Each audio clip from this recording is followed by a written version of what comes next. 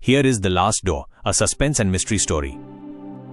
The letter had been a curiosity, a cryptic invitation to a place called Blackwood Manor. It was signed only with an elegant looping E. For Elias Vance, a man whose life revolved around predictable spreadsheets and the gentle hum of his laptop, this was a seismic event. He had no living relatives that he knew of, and certainly no wealthy, mysterious benefactor. Yet here he was on a fog-choked road, the headlights of his old sedan slicing through the gloom. Blackwood Manor loomed ahead, a gothic silhouette against a bruised, twilight sky. Its windows were dark, like empty eye sockets. A cold wind rustled through the ancient oak trees in the yard, their gnarled branches like skeletal fingers reaching for the heavens.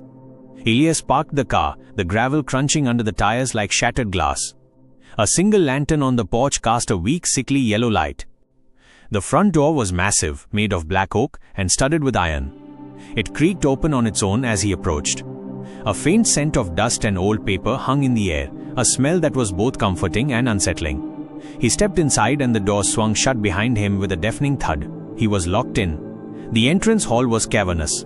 A grand staircase swept up to the darkness of the second floor. A fire crackled in a huge stone hearth, casting dancing shadows that mimicked the silhouettes of specters on the walls. A figure emerged from the shadows, a woman with stark white hair pulled back in a tight bun.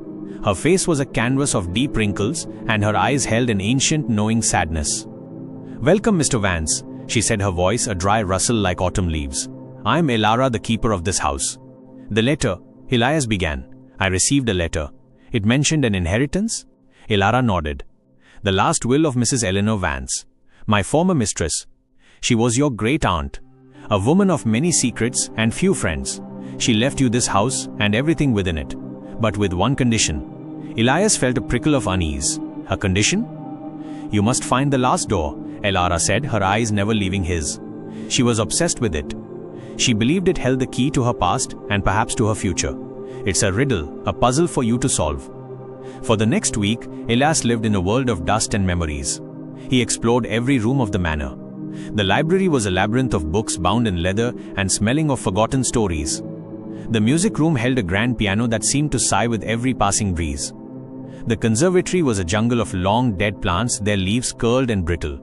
He found no secret doors, no hidden passages. Just a sense of a life lived in shadows and whispers.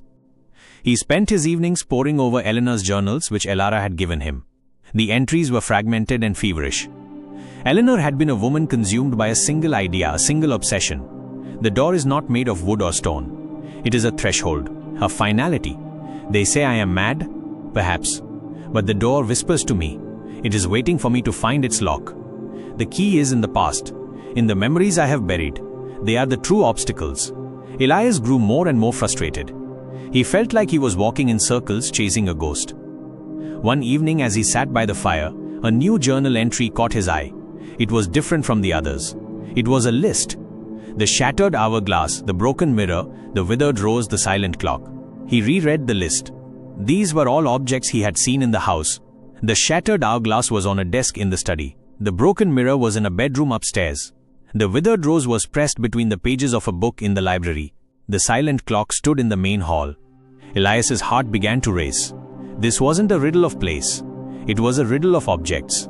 He went to the study first. The shattered hourglass sat on a mahogany desk. He picked it up and found a small piece of parchment tucked inside the base. It read, "The last thing you see before you are gone." He went to the bedroom and found the broken mirror. The note taped to the back said, "A reflection of what once was." He found the withered rose in the library. Its note said, "A memory of beauty faded by time." The silent clock in the hall contained the last note, the only constant in an ever-changing world.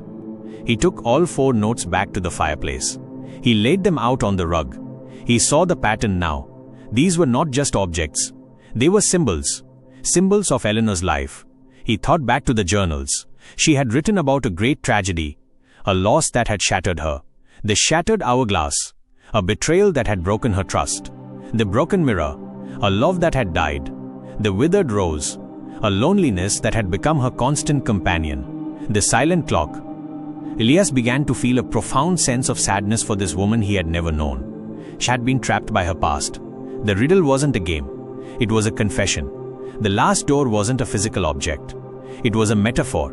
He went back to Eleanor's study, to her desk. He looked at the journals piled on the desk. They weren't just her thoughts. They were her life, her secrets, her pain. He picked up the journals and carried them to the fire. He hesitated for a moment. This felt wrong. But then he remembered her words. Asterisk. The key is in the past. In the memories I have buried. They are the true obstacles. The last door wasn't something to be opened. It was something to be closed. He placed the first journal on the burning logs. The old paper caught fire instantly, the ink turning to ash and smoke. He watched as the memories of a life he never knew were consumed by the flames. He added another journal, then another. He watched as the pain, the betrayal, the loneliness all turned to smoke and vanished up the chimney. A sense of liberation filled the room. The oppressive weight that had hung in the air for days was gone. The fire crackled brightly, its light seeming to fill every corner of the room. The cold chill was replaced by warmth.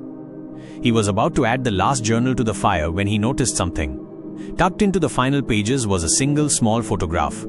It was a picture of a young Eleanor, a beautiful woman with a vibrant smile, and a man standing next to her.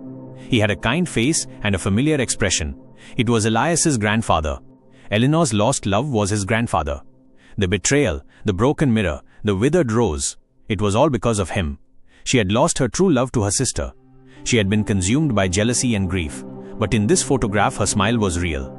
It was a memory not of pain, but of a love that had once been. A love that she had wanted to cherish. He put the photograph back into the journal. He could not burn this. This was not a painful memory. It was a piece of her story that deserved to be remembered. He looked around the room. There was a secret panel on the wall behind a large bookshelf. It was an elaborate mechanism that only opened by a small button hidden behind a painting. He pressed it and a hidden door swung open. It led to a small room, a study perhaps. It was sparse, but filled with light. A single small door stood at the end of the room. It was unremarkable, a simple door with a small brass knob. He turned the knob, and the door opened with a gentle click. Inside was not a room, but a garden. The garden was vibrant and alive with flowers of every color. The air was filled with the scent of roses and jasmine. In the center of the garden was a beautiful gazebo. A woman sat inside looking at a book. She had an elegant silver streak in her hair, but her smile was the same as the one in the photograph. It was Eleanor. She was not a ghost. She was alive. She had been living in this hidden part of the house all these years, waiting for someone to find the last door. "You found it," she said, her voice soft and full of relief.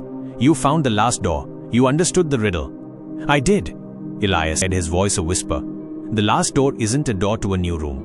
It is a door to a new life. A life freed from the past. You wanted to be found, but you had to be certain that I was worthy." Eleanor smiled. "The house is yours, Elias. But the true inheritance is this knowledge, this understanding. Don't let your past become your prison. Don't let your memories become your chains. You've passed the test. You've found the last door." Elias looked at his great aunt with a new understanding. She had not been a ghost. She had been waiting for someone to find her. And in finding her, he had found something of himself. He had found a new life. A life freed from the shadows of his own past. Enjoyed The Last Door? Don't let the story end here. Like and subscribe for more mysteries to unlock.